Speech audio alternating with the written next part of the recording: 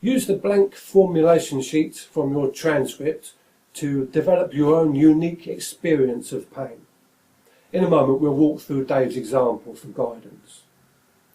Once you've identified the situation to work with, which now becomes your target situation, step out of doing mode by going through the 3-minute breathing space that you practiced earlier on. Then, once you're in being mode, you can formulate the scenario that you've just stepped out of. Ask yourself these questions. What was going through my mind? It's important to consider not only the thoughts that come into your mind as verbally constructed sentences, but also any flashback or flash forward images, as with Dave's example of seeing himself in pain at work and seeing his boss receiving the phone call. What emotions was I aware of? Very often we have immediate, in the moment emotions, followed by others that come as a consequence of an action, such as guilt for having to go home. What physical sensations in my body was I aware of? Consider your pain, but also consider your emotions.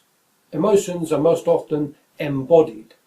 In fact, it could be argued that the only way that we know we have emotions is because we feel them physically. What did I do as a consequence? The evolutionary purpose of emotion is to motivate behaviour. What did you do as a result of your thoughts and emotions? How might this influence my life more generally? This is known as an ecological consequence, in that most behaviour directly impacts upon our own personal world. Here's how it went for Dave.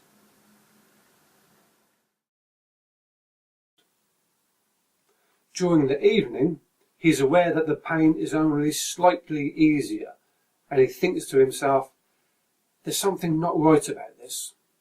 If this is anything like last time, I could be off for weeks. And he becomes aware of the anxiety in his stomach. A mental image comes into his mind of being bent over in pain at work, with his colleagues around him, some helping, others just looking on.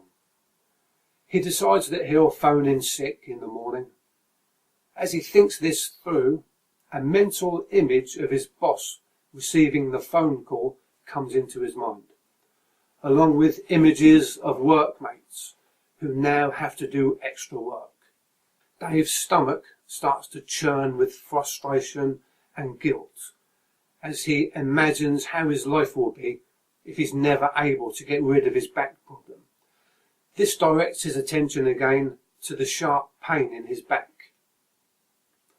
Deciding that he'll have to miss his friend's party next week, whether he feels better or not, after all he can't be seen socialising if he's been off work sick.